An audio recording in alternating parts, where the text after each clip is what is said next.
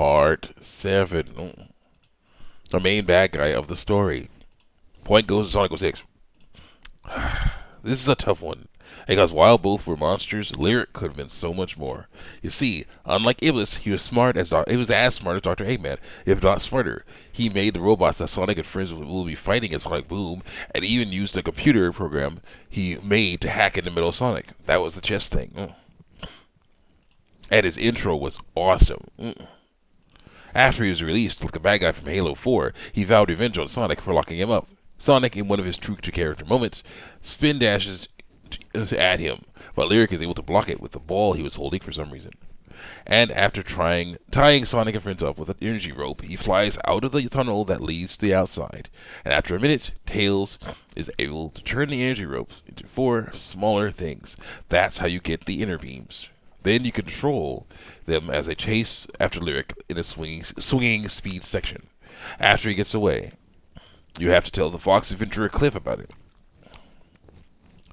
Later on, oh yeah, and after a story about how Lyric was locked up 1,000 years ago, he is not happy about it. But he does help Sonic and friends later on during their adventure, and he has his little robot friend who used to work for Lyric help too. After Lyric loses a Chaos Crystal Emerald to them, he joins forces with Dr. Eggman, and then after losing another, he decides to dissolve the partnership, and he takes Metal Sonic with him as a parting gift.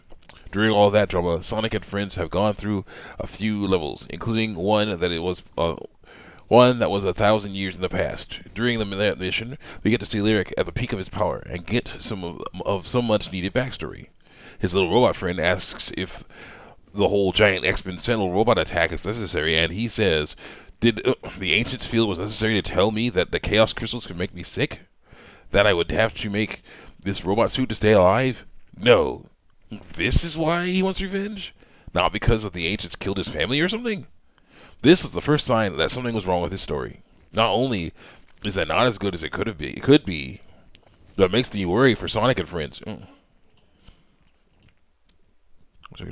I would love to see them wearing robot suits, but not because they're dying of radiation poisoning. And then, after getting the Chaos Crystal Emerald from Metal Sonic and stuff, Sonic and friends are surrounded by a bunch of Lyric robots. The Lyric flies down and demands that they give up. Did I hit something? I hit something. There you go. They get the answer. Sonic and friends are surrounded by a bunch of Lyric robots. The Lyric flies down and demands that they give up the Crystal Emeralds, or Sonic will regret it. After seeing how much the odds are stacked against them, they give up the crystals, and in true bad guy fashion, Lyric takes the crystals and then has all of the robots around them open fire on Sonic. His friends shout, "No!" and he falls down on the ground and gets buried by rocks. Lyric, satisfied that Sonic is dead, flies off with the Chaos Crystal Emeralds to finish his master plan. There is a great scene where Tails, Knuckles, and Amy take the rocks off of him in the hope that he may still be alive, and after a moment where he doesn't move, he wakes up and says, "What are you standing around for? We got a world to save." As they smile through their tears and help him to his feet, the words, "Sonic is awesome," resound in my head. Also, Lyric did everything in his power to kill the hero of the game. Take that, bad guy from Halo 4. Anyway, after going through the last levels of the game, Sonic and friends finally get to Lyric, and this is where things get awesome and lame at the same time. You see, this is where we get to hear Lyric's master plan. He has all the power he needs now to activate his giant X-Men Sentinel robots, and he basically says, "Now go, destroy every plant, every animal, everything. Do not stop until there is nothing left. Hey, Lyric, if you destroy everything, what are you going to eat or drink? And where are you going to live? Sure, you have a robot suit, but you're still a living being underneath. Maybe you should have just used the giant robots to take over the world instead, or use them to get revenge on the descendants of the ancients, which would be the townspeople that are alive today." But no, instead of ideas like that make sense, we have a mindless monster plot, and then Sonic and his friends show up. This is how it's awesome. Sonic says that the only place he's going is to the junkyard, and Lyric says that he knows Sonic's weakness. It's his friend. The weakness is his friends. Sonic then says, "You're wrong, Lyric. They're not a weakness. They're a strength." And they all walk in slow motion toward the giant snake monster, and the final battle begins. That was such a cool scene. Sonic and friends are together again, just like old times. This scene and how the following boss fight works is what make this my second favorite boss battle in the game. First, Sonic and friends are in a circular arena. Robots climb in from all sides and attack while Lyric flies around overhead and shoots energy blasts at our heroes. What you need to do is have one of the members of the team, of Team Sonic, beat up the robots enough to stun them and throw them into Lyric with the inner beam. Eventually, that will stun him long enough that he will fall into the floor of the arena, and then you can wail on him for damage. After a bit of that, a scene will play where someone from the team will tell someone else to go get a Chaos Crystal Emerald, or to. If they want Tails to do it, then you have to switch to playing as him, and then go along his color-coordinated pathway, over the updrafts and onto the platform with a container with the crystals in it. After hitting it, Tails gets the crystals and then does his victory dance. Lyric roars and screams at him, and then the cycle begins all over again. Amy has a pink balance beams, only she can run on. Knuckles has a wall and ceiling of red rocks that he can climb. And Sonic has blue orbs that only he can homing attack too. After you get all the crystal emeralds and beat Lyric, there's a scene where Sonic and friends use the inner beams to tie out Lyric up in spectacular fashion, and then Sonic grabs the giant robot control gauntlet off of Lyric's wrist and throws it away instead of destroying it. This will come back to haunt him, but the point is that Lyric has been defeated, and while his boss fight was awesome, his plan and reason for wanting revenge were not. I would have loved a nice sympathetic plot where he wants revenge because the ancients oppress his people, and he wants to wipe them out but not destroy everything. And man, would I have loved to see more snake people. There could have been two more. One male, one female, and one could be a serious martial artist who holds a staff in their mouth and spins around, spin attacks with that. And the other could be a crazy luchador wrestler who headbutts and body slams enemies. They could look like this in comparison to Lyric. And then they could say things like, "Really? You're representing snakes here?" And Gramps, what were you thinking? It would be so deep and interesting. But that's not what we get. Instead, we get a guy who was so smart that he made a bunch of robots and took control of Metal Sonic and then de-evolved into a mindless monster. While Libus was not as interesting as Lyric was, at least he was consistent. He was a giant lava monster that wanted to cover the world with magma and smaller monsters from beginning to end. This first begins thousands of years ago, and then it was put into the Solaris Land with Mephiles, and then after those thousands of years, the Duke of Soliana released them while trying to get Solaris Lamp to listen to his voice, while sending electricity through it. The resulting explosion mortally wounds the Duke, which leaves only one member of the royal family able to hold Iblis inside of them, according to the duty of the royal family, or something like that. And that is his young daughter, Elise. She was around 8 years old at the time. And after looking at the cutscene a few times, I realized that her father was surprised that she was there. So it was awfully convenient that she was able to sneak in there with this secret lab. It would have been super easy for them to just make it so Elise was brought in there by her dad so she could see the miracle that the Duke wanted to perform. And even worse are the conditions that could let Iblis get out of her. Yes, if she dies, the giant lava lizard will get out of her and mess up the world. And that makes sense. That's what the Duke can put in himself when it escaped. What doesn't make sense is that it also can escape if she cries. Now, I may have mentioned this before, but now it's time to go into details. During the game, Elise has a flashback where she is the age she was when her father died, and he tells her to be a strong queen who doesn't cry. And that flashback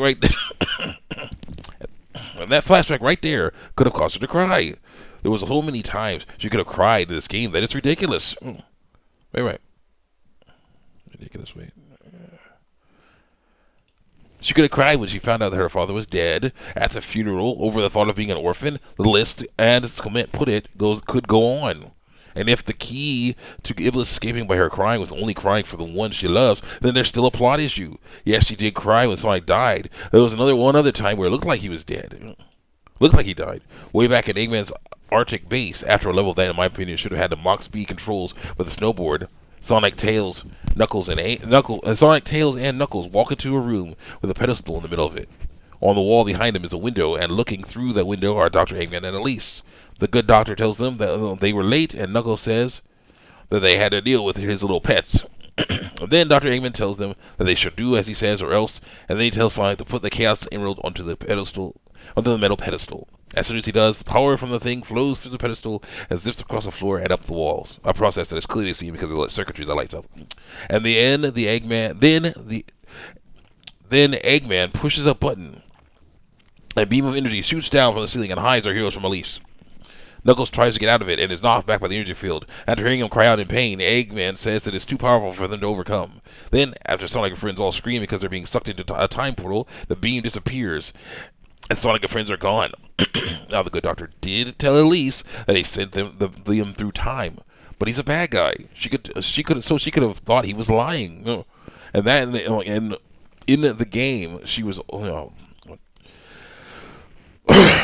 In the game, she was trying to avoid making eye contact with him. The reason why is simple. After all the stuff she had been through, this loser takes her from her home and her family, at least of her servants, and forces her to hang out with him at his place, where he might have just killed the guy she loves and his friends. She could have easily freaked out right there and cried, and then the Arctic base would have got a lot warmer, if you know what I mean. So having one of the ways that it was gets out of Elise be that if she cries is not a good idea.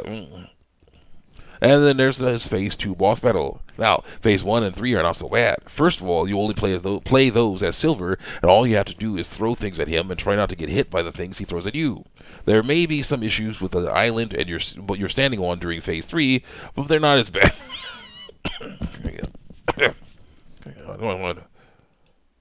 Phase 2. The problem with Iblis Phase 2 is that the level you have to go through to get to it is the level you have to go through to get to it. Flame Core is one of the toughest levels in the game because there is a lot of lava in it. Sure, that makes sense because you are in a volcano, but the main problem with this is that if your guy or gal falls onto the lava, and then they get hit and lose their rings, but then the things will sink into the lava. Now, you have a few seconds of invincibility. During that time, you need to get them to a platform before your character gets hit by the lava again and dies. This is taken to the next level in the Phase 2 boss fight. You see, in this fight, you play as either Sonic or Shadow. So there's no way to hit Iblis from far away, and this would make the fight so much easier.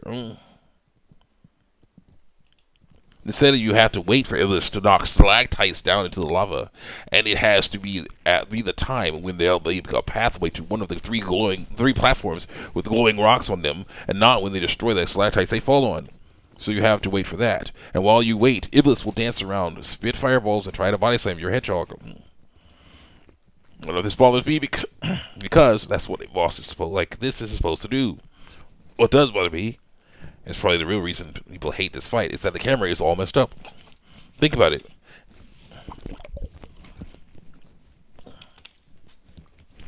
If the camera always focused on Iblis, then you would be able to see when the giant lava snake is about to attack. Then you could have your hedgehog jump out of the way, but instead of looking at this monster, it looks at your hedgehog for the most part. So you have to listen for what and when it attacks, and that can let you down. There are the stalactites. These are the only footholds your hedgehog has, and his teammate warns him that they are breakable, and when they break, your hedgehog will fall into the lava and lose his rings. Thankfully, new rings constantly appear on the stalactites, but if Iblis is able to hit your hedgehog before he can get to them, then he's toast. Then there's the pathway to the glowing rock platforms. When it forms, you have a very short amount of time to get your hedgehog across it and onto the platform. Then you have to only attack the rock floating above the platform to get to glow. And don't attack it too much or it will break. Then you will have to get your guy to another platform. If the thing holds together long enough, then Iblis will notice it and he will slam into it. This will stun him for a bit, and that's when you can get your guy to only attack him. Then both Hedgehog and Lava Snake will fly backward. Iblis falls into the lava, and your Hedgehog will hit a spring and then land on a stalactite and start the process all over again. And this is the only way you can damage him. Damage Iblis, by the way. Some people get so fed up with all of the waiting and bad camera stuff that they just make their Hedgehog jump into the lava in front of the glowing rock platforms and take a hit. While he is flickering, they have him run and jump over the lava to the platforms, and then jump up onto the platforms and home attack one of the rocks. Iblis does what he normally does, and both parties are knocked back to the start process over again. This method is risky, but it helps the fight go faster. And we have the Sonic game that came before Sonic 06 to thank for making this method possible. You see, in that game, when Shadow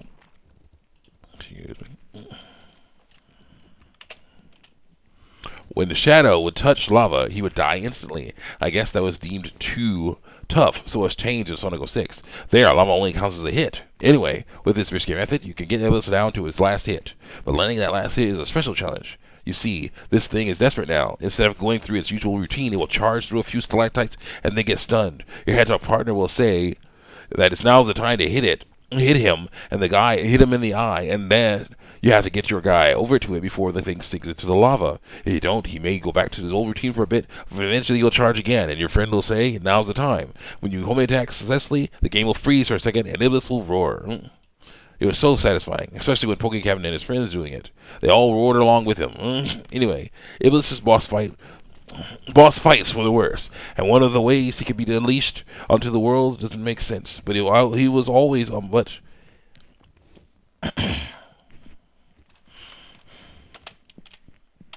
He was always a mindless monster. Lyric could have been so much more because he wasn't. Sonic 06 gets the point. Sonic 06 gets the point for best main bad guy.